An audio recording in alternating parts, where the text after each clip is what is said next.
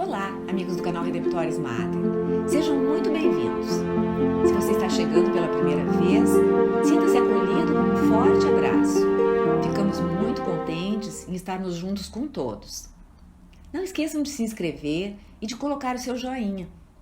Convidamos a conhecerem as playlists do canal, pois todas as postagens são feitas pensando em vocês com muito carinho. Nessa nossa série chamada A Aventura do Antigo Testamento, estamos verificando como a Sagrada Escritura mostra o plano de salvação de Deus para a humanidade através da história e das reflexões do povo bíblico. Já fizemos uma pequena síntese da literatura histórica até Esther, da literatura sapiencial e estamos olhando para os livros proféticos. Depois de Isaías, Jeremias, do livro das Lamentações e de Baruque, hoje vamos começar o livro do profeta Ezequiel. O nome Ezequiel significa Deus fortalece. Ele é um dos grandes profetas bíblicos pela preeminência de sua linguagem sacerdotal, da cuidadosa organização e coerência literária, por suas visões e alegorias, e por um comportamento muitas vezes estranho, até bizarro, que teve muita influência no livro do Apocalipse, no Novo Testamento. O livro de Ezequiel existiu em duas versões, uma mais longa, a hebraica, e outra mais curta, a grega, na tradução dos 70 escribas hebreus, chamada Septuaginta. Ezequiel era membro de uma família sacerdotal da elite, teve uma educação excelente, que se reflete no seu cuidado em datar com ano, mês e dia as revelações que recebeu, dando uma continuidade ao seu escrito. Podemos encontrar no livro 4 seções principais. A primeira narra o seu ministério e mensagens antes da destruição do Templo de Salomão. A segunda contém oráculos contra as nações, algumas pequenas e outras maiores, como Tiro, Sidônia e Egito. A terceira apresenta o ministério e mensagens depois da queda de Jerusalém, com o julgamento dos sobreviventes de Jerusalém, um livro da consolação e uma profecia contra o inimigo de Israel que ele chama Gog. A quarta e última mostra a visão do templo que Ezequiel nos dá, com suas dimensões, o retorno da presença de Deus, novas normas litúrgicas, o rio de vida que corre a partir do templo e os limites da Terra Santa. O livro de Ezequiel se alinha bem com acontecimentos da história universal da época, segundo as fontes de que dispomos. Provavelmente tenha se inspirado naquela que é conhecida como a fonte sacerdotal do Pentateuco, os 5 primeiros livros da Bíblia, pois há muitos paralelos, especialmente com o Levítico e o Deuteronômio. Isso abre caminho para confirmar que essa fonte é de antes do exílio, é pré-exílica. Se fosse posterior, Ezequiel, que viveu antes e durante o exílio, não poderia conhecê-la.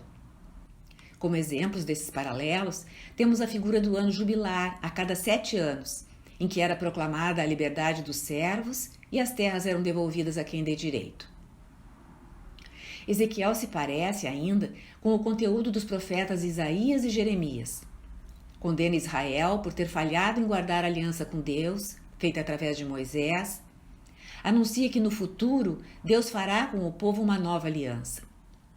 Isso também mostra que os profetas naquela época já reconheciam a natureza temporária da aliança de Moisés e vislumbravam uma aliança escatológica, verdadeiramente nova. No que diz respeito aos erros de Israel, Ezequiel os menciona mais detalhadamente que outros profetas. Extorsões, adultérios, derramamentos de sangue, propinas, juros exorbitantes, profanação dos sábados, desrespeito para com os pais, desprezo pelas coisas sagradas. Em parte, há críticas sobre a lei do Deuteronômio, que foi relaxada em relação à primeira lei, escrita no Levítico. Por exemplo, permitindo o divórcio, a venda dos primogênitos dos animais, que deveriam ser consagrados a Deus para a redenção dos homens, e a permissão para manterem mulheres cativas.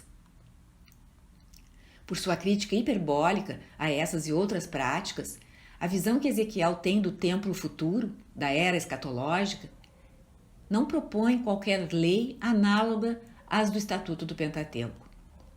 Ele reflete também que, além de a lei de Moisés não ser perfeita, aquelas especificidades locais e multiplicidade de regras não eram imutáveis.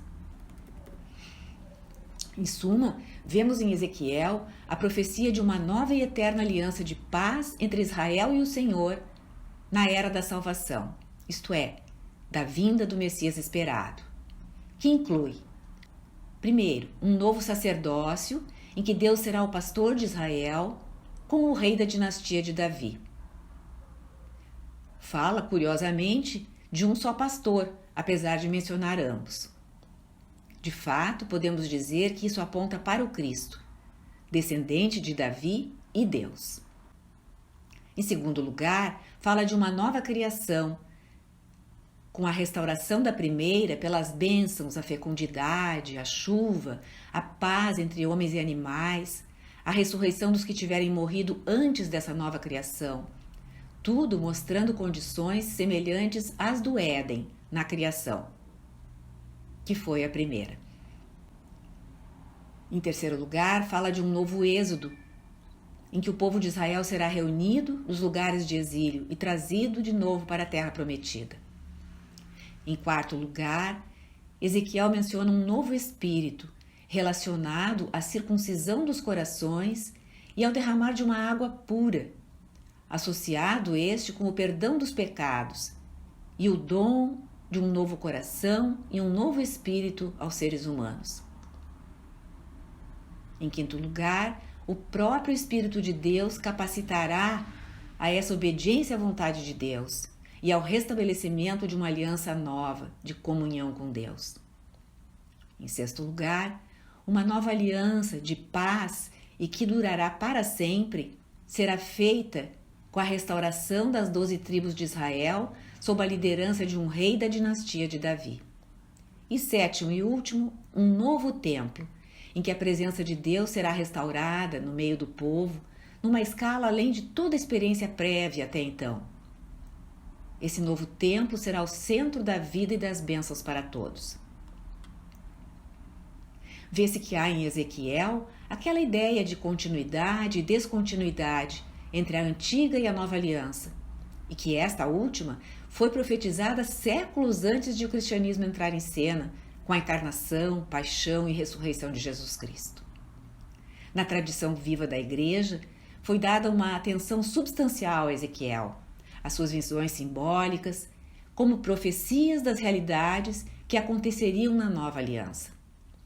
Assim, as 4 criaturas angélicas da carruagem do trono de Deus, a descrição da queda do príncipe satânico de Tiro, o misterioso portão oriental do templo que permaneceu fechado, o rio de água milagrosa fluindo do lado do novo templo.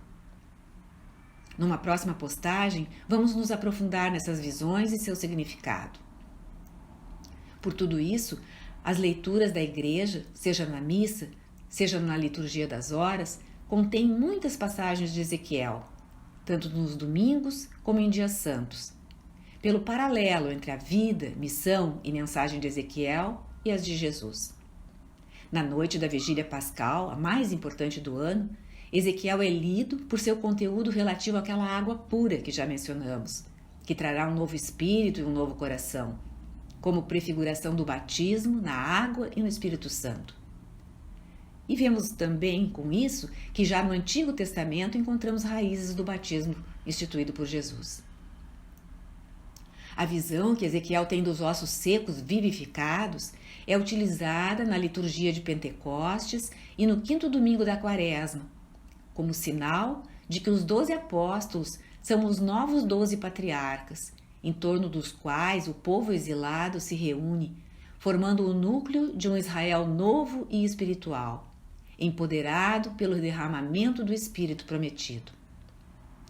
Também é proeminente a profecia de Deus como pastor de Israel, proclamada na solenidade de Cristo Rei, complementar à parábola dos carneiros e ovelhas de Mateus 25, e em festas e memória de grandes pastores da Igreja.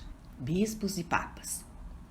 A visão do rio que flui do templo aponta para as nossas igrejas, de onde fluem os sacramentos instituídos por Cristo como sinal de sua presença atual entre nós, até que ele volte. E a visão da ressurreição dos mortos é utilizada nas missas pelos mortos. Resumindo, a forte ênfase de Ezequiel no novo santuário e na nova liturgia são preenchidas e cumpridas em Cristo e na sua igreja. Obrigada por ter acompanhado esta postagem. Se você gostou, clique seu like, inscreva-se no canal e acione o sininho para ser notificado de outras publicações.